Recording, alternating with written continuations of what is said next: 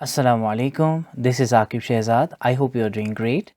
Today, again, we are back with the series of lectures on entrance papers. So, we have started recently the entrance paper discussion of University of Kashmir, School of Biological Sciences. So, last time we have started with the clinical biochemistry and we were done with the 30 questions. So, we'll be starting with the 31st question today. Okay, the 31st question. Mendel chose the garden pea for his experiments because Mendel जो है Gregor Johann Mendel the father of genetics, तो उन्होंने garden piece पे अपने experiment start किए थे। तो आपको बोला जा रहा है कि उन्होंने क्यों गार्डन पीस को चूज़ किया। रीजंस दिए हुए हैं, इनमें से मोस्ट अप्रोप्रिएट को ढूंढना है। तो garden pea is easy to cultivate and short life span, this is correct. Bisexual flowers, ये भी सही है। डिस्क्रीट कैरेक्टर्स, ये भी सही है। Self fertilization and easy hybridization, ये भी सही है। So all of them are correct. Question 32, independent assortment of genes occurs due to the orientation of chromosome। Orientation जो क्रोमोसोम्स की होती है, यानी जो होमोलॉग्स क्रोमोसोम्स की पर्टिकुलरली यहाँ पे बात है। ओरिएंटेशन कब होती है? ये मेटाफेज प्लेट पे जब सेल डिवीजन होता है, वहाँ पे मेटाफेज प्लेट जब बनता है, तो मेटाफेज प्लेट पे जो हमारे क्रोमोसोम्स होते हैं from mother side and the father side, वो अपने आप को ओरिएंट करते हैं इंडिपेंडेंटली। वो कब करते हैं? वो मेटाफेज में करते हैं। So the right answer for 32nd question will be metaphase first of meiosis. Okay, जब मियोसिस होती है तब वहाँ पे मेटाफेज फर्स्ट में वो अपने आप को ओरिएंट करता है। Question 33 we have is crossing or takes place in which phase of the prophase 1 stage of meiosis। तो ये होता है, यानी जो हमारा प्रोफेज 1 होता है उसमें डिफरेंट LZPDD होता है, डिप्लोटीन डायाकाइनेसिस लास्ट वाला फेज होता है। तो पैकिटेन जो स्टेज होता है उसमें हमारा क्रॉसिंग ओवर जो है होता है। The nucleotide sequence in the telomere of vertebrates में जो क्रोमोसोम होता है, उसका जो क्रोमोसोम का टेलोमेयर होता है उसमें एक रिपीटेटिव सीक्वेंस होती है, एक न्यूक्लियोटाइड सीक्वेंस जो रिपीटेटिव होती है, किन में? वर्टिब्रेट्स में। तो वो है TTA-GGG। ओके, TTA-GGG, तो डी पार्ट इसका आंसर बैठता है। Question 35, the endonuclease which digest single stranded RNA at the 3' end of the pyrimidine residue is. यानी जो एंडोन्यूक्लियस वो एंजाइम्स होते हैं जो डाइजेस्ट करते हैं DNA को बीच में कहीं पे। अब वो 3' साइड से अगर वो बीच में कहीं पे काट रहा है, बट स्पेसिफिकली पायरिमिडीन रेजिड्यूज पे काटेगा, तो वो कौन सा इनमें से आपको चूज़ करना है, कौन सा एंडोन्यूक्लियस? तो इसका आंसर है RNase जो है A, यही है इसका आंसर, क्योंकि वही 3' साइड से पायरिमिडीन्स की जगह पे काटता है। अब जब RNase H है, ये जब RNA DNA हाइब्रिड होगा तब वहाँ पे RNase H जो है वहाँ पे एंडोन्यूक्लियस की तरह काम करेगा। मेन न्यूक्लियस जो होता है ये सिंगल स्ट्रैंडेड DNA या RNA होगा, उन पे कट करता है। जो S1 न्यूक्लियस होता है ये सिंगल स्ट्रैंडेड रीजन इन DNA डुप्लेक्स या लूप्स या गैप्स में कहीं पे सिंगल स्ट्रेच को कट मारता है। Question 36 we have is choose the correct match of some pharmaceutical recombinant human proteins expressed in transgenic plant। transgenic plant यानी genetically modified plant जो है उनमें जो है एक प्रोटीन एक्सप्रेस किया गया ह्यूमन का। तो आपको यहाँ पे मैच करना है, आपको बोलना है इनमें से कौन सा ऑप्शन सही है। टोबैको एंड सनफ्लावर जो है इसमें जो है ये ग्रोथ हार्मोन जो है उनका एक्सप्रेशन जो है ग्रोथ हार्मोन कराया गया। जो टोबैको एंड पोटैटो प्लांट है तो इनसे जो है सीरम का ये कराया गया। जो राइस प्लांट है इसमें अल्फ़ा जो है इंटरफेरॉन्स, तो ये कराए गए। और जो टोबैको प्लांट है तो एपिथेलियल ग्रोथ फैक्टर है। तो इस हिसाब से अगर हम P और 2 देखेंगे, P2, so this is the appropriate answer. तो इसका B पार्ट आंसर होना चाहिए। Potrykus and Beyer developed genetically engineered rice known as golden rice. बहुत इंपॉर्टेंट क्वेश्चन है, बहुत बार आया है। रिच इन तो ये जो गोल्डन राइस होता है ये किस में रिच होता है, यानी इसमें सबसे ज़्यादा कौन सा विटामिन है इनमें से, तो विटामिन ए आप याद रखें। तो विटामिन ए जो है वो इस गोल्डन राइस में होता है जो पुट्रिकस एंड बेयर ने जेनेटिकली इंजीनियर किया था। Okay, question 38, which of the following techniques are use to transfer DNA into the host cell, यानी इनमें से कौन सी टेक्निक यूज़ करी जाती है होस्ट सेल में डीएनए को ट्रांसफ़र करने के लिए। फर्स्ट इज़ इलेक्ट्रोपोरेशन, जिसमें इलेक्ट्रिक करंट अप्लाई किया जाता है सेल्स पे, तो सेल मेम्ब्रेन रप्चर हो जाता है, वो फ्रैक्शन ऑफ टाइम के लिए वो हो जाता है, तो वहाँ पे जो है डीएनए अंदर घुस जाता है। ऐसे ट्रांसफॉर्मेशन, इसमें भी हीट शॉक वगैरह दी जाती है। सोनिकेशन में जो है साउंड वेव्स दी जाती है। ट्रांसफेक्शन में किसी और जो है वायरसेस यूज़ किए जाते हैं फॉर दिस पर्पस। तो इन सब से जो है ट्रांसफ़र कर सकते हैं हम, तो इन सब से जो है हमारा डीएनए का ट्रांसफ़र हो जाता है।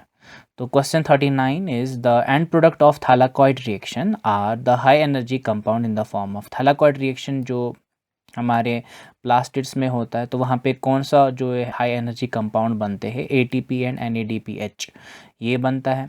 Photo respiration takes place in which of the 3 organelles of plant cell, plant cell में फोटो रेस्पिरेशन किन 3 ऑर्गेनल्स में होता है सेल के अंदर, ठीक है, किन 3 ऑर्गेनल्स में होता है आपको बोलना है।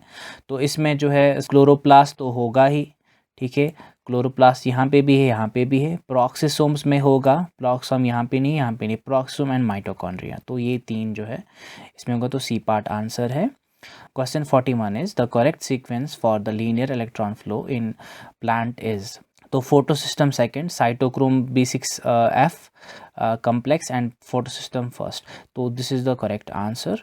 तो सेकेंड होता है पहले, उसके बाद cytochrome B6F complex and photosystem 1 होता है।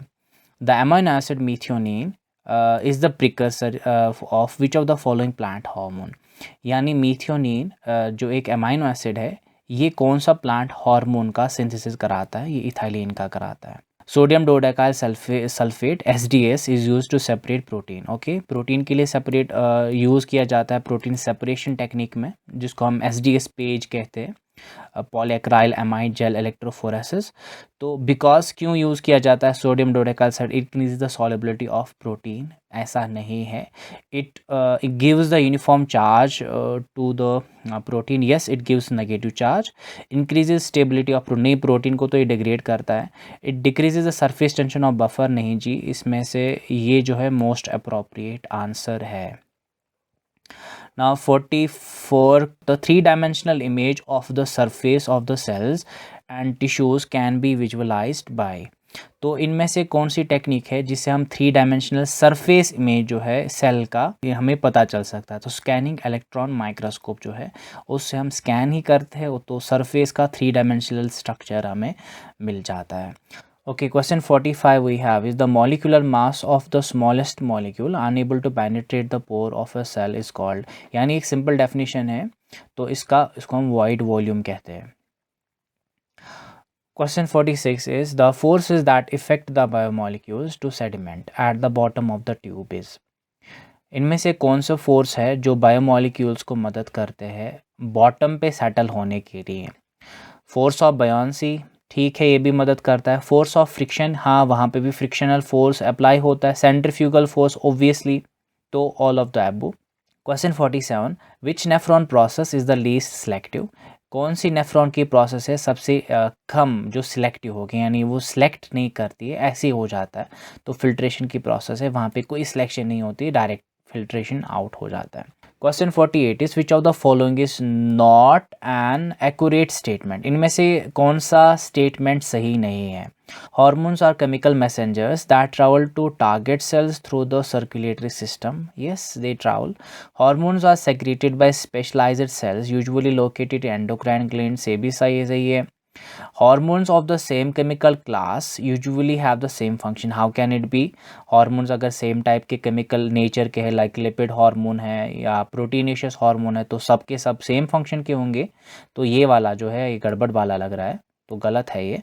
Hormones often regulate homeostasis through antagonistic functions. Yes, they regulate.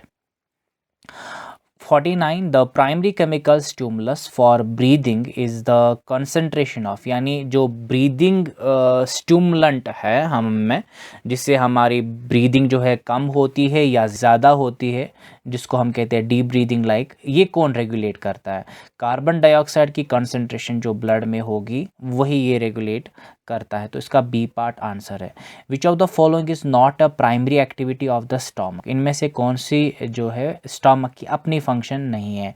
Mechanical digestion, yes stomach does mechanical digestion. Nutrient absorption, nutrient के एब्जॉर्प्शन नहीं होता स्टमक में। एंजाइम सेक्रेशन, हाँ वहाँ पे पेप्सिन निकलता है। म्यूकस सेक्रेशन, हाँ वहाँ पे म्यूकस होता है।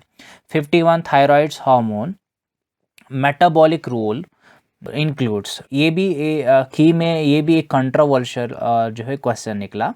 तो इसमें जो थायराइड हार्मोन का मेटाबॉलिक रोल है इनमें से बोलना है, तो इसका जो है सी और बी पार्ट दोनों के दोनों जो है ये या ये ओके, या इंक्रीज करेगा लाइपोजेनेसिस, तब ये लाइपोलिसिस नहीं होगा, या जो है लाइपोलिसिस कराएगा लाइपोजेनेसिस नहीं होगा, यानी ऑल्टरनेटिव चीज़ें हैं।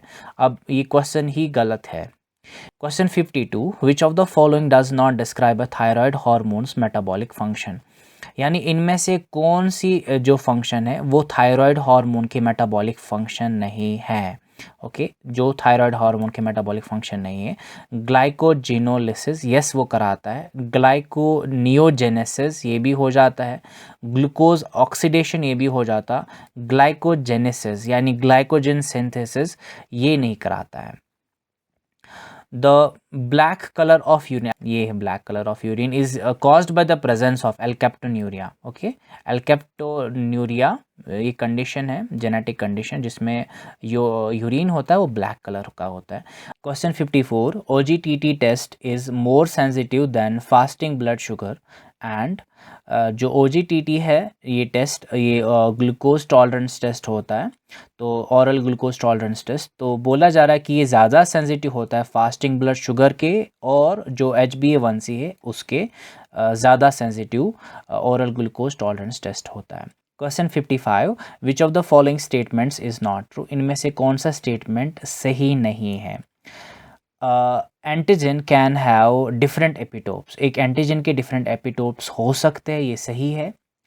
N antibody has more than one antigen binding site, एक एंटीबॉडी जो होती है, हाँ वहाँ पे तो पहले ही दो होते हैं, अब अगर एंटीबॉडी ए होगी या एंटीबॉडी एम होगा तो उसमें बहुत ज़्यादा होंगे।